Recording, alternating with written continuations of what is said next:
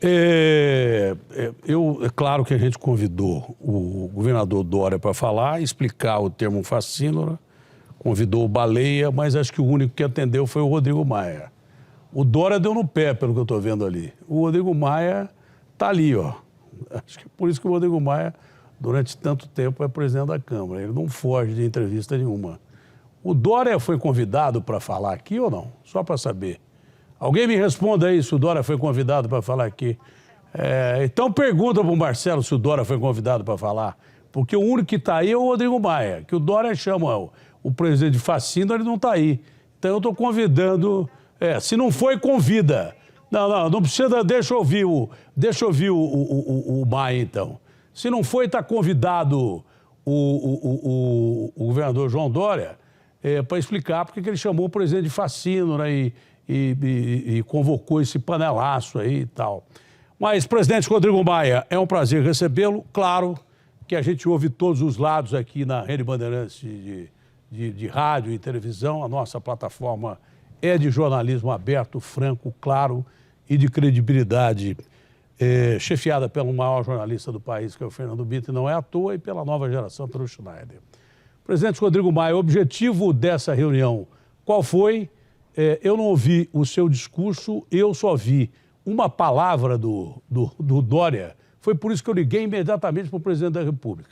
Não estava marcado, não estava nada.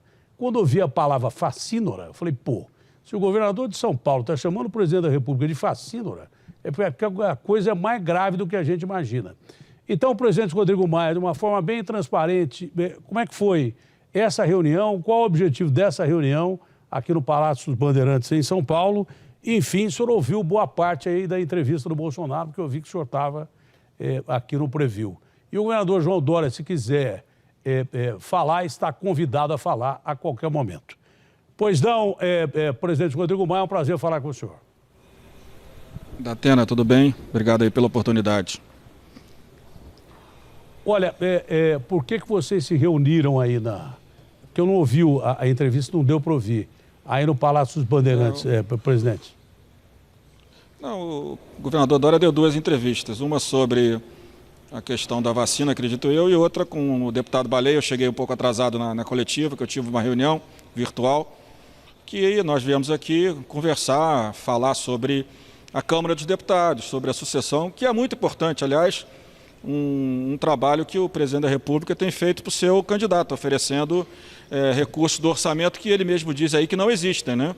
Que o orçamento, por causa do teto de gasto, não vai ter recursos para investimento no próximo ano, né? Eu acho, Datena, que todo esse debate sobre Manaus, sobre o Covid, do meu ponto de vista, tem um erro original, que foi a negação por muitos do impacto e das consequências do Covid-19 no nosso país.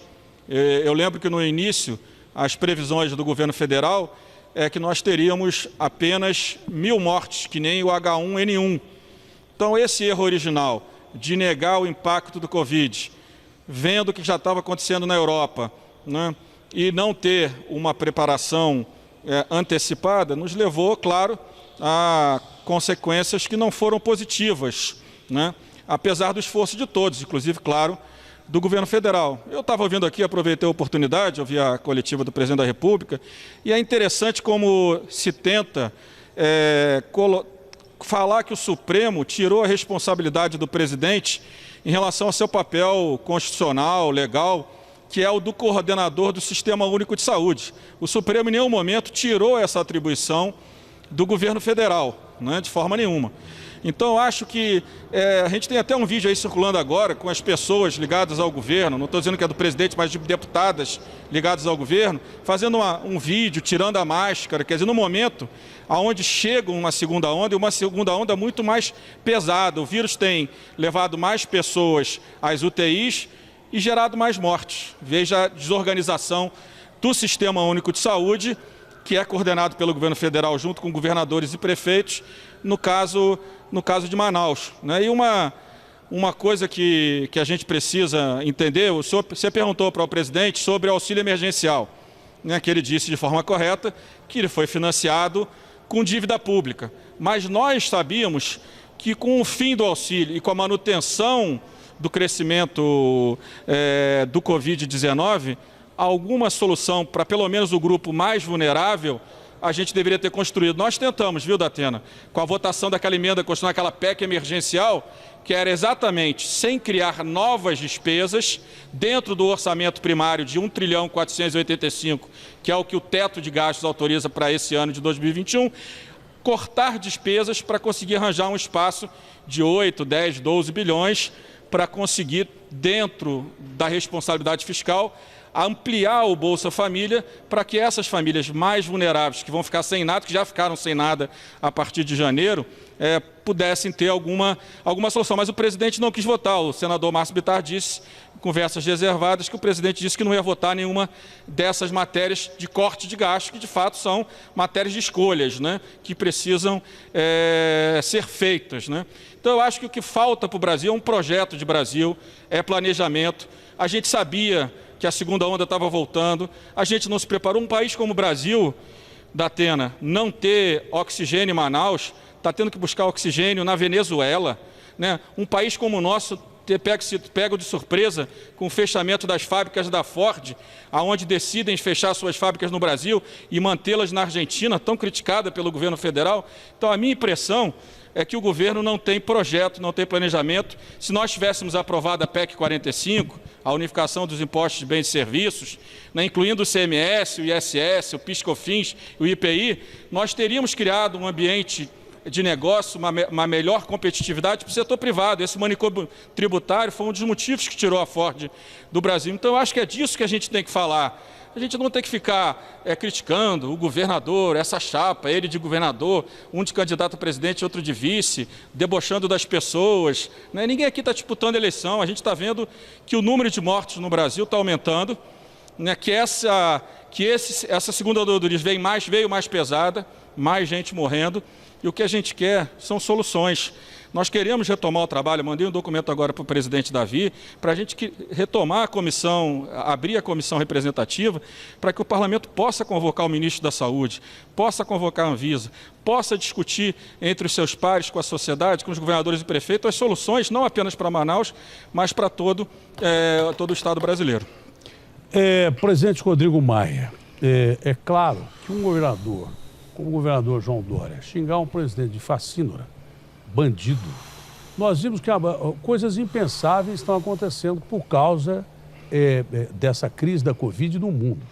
Bom, a democracia mundial, democracia de Lincoln, Jefferson, Franklin, e vai daí por diante, de uma Constituição que é considerada a base democrática dos tempos modernos. De repente, nós vimos o Capitólio, o Congresso invadido. Mas de repente, você vê governador como o governador João Dória, do estado de São Paulo, que é o estado mais rico da União, chamar o presidente de bandido, de facínora, isso não abre espaço para risco institucional no Brasil? Ou o senhor acredita que as instituições estão acima disso? Nos Estados Unidos era impensável a gente ver o que nós vimos outro dia com a invasão do Congresso Nacional, do Capitólio, onde tem a Câmara e o Congresso americanos, não é? Incitados pelo presidente da República, que um governador chama o presidente da República de bandido. O senhor sempre foi uma pessoa dura, porém terna. O senhor nunca avançou os limites.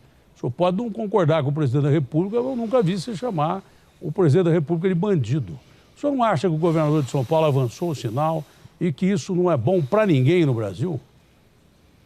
Olha, Datena, eu não vi a coletiva do governador Dória, eu não gosto de me manifestar sem o conhecimento de toda a coletiva, né? Eu entendo a indignação do governador Dória, vendo o que acontece em Manaus, a desorganização, que é responsabilidade também do governo federal, e nenhuma questão política, mas porque quem coordena o SUS é o governo federal. Não, eu não vi, eu vi só uma parte onde ele diz que tem 60 crianças em UTI que precisam ser transferidas, senão vão perder as vidas por falta de oxigênio. Então, talvez essa indignação tenha levado o governador, que sempre também é uma pessoa que não usa de palavras fora do tom, talvez tenha sido isso. Eu mesmo, Datena, não sei se você lembra, no meio da pandemia, que o presidente entrou numa TV ao vivo, uma TV fechada ao vivo, e me agrediu verbalmente de forma inacreditável, que eu tive que parar, respirar, refletir, falar o que faz um presidente da República agredir o presidente da Câmara da forma, ou qualquer cidadão brasileiro, da forma como o presidente fez comigo. Então, essas questões, elas acontecem, né? Podem acontecer, mas o mais importante é o que eu falei, falta projeto de Brasil, falta planejamento para a crise. Quando ele fala, são só 2 milhões de vacinas que virão da Índia, são 200 milhões de brasileiros, mas o grupo de risco não são 200 milhões de brasileiros. Por exemplo, na cidade do Rio de Janeiro, o grupo de risco são 1,5 milhão de cariocas.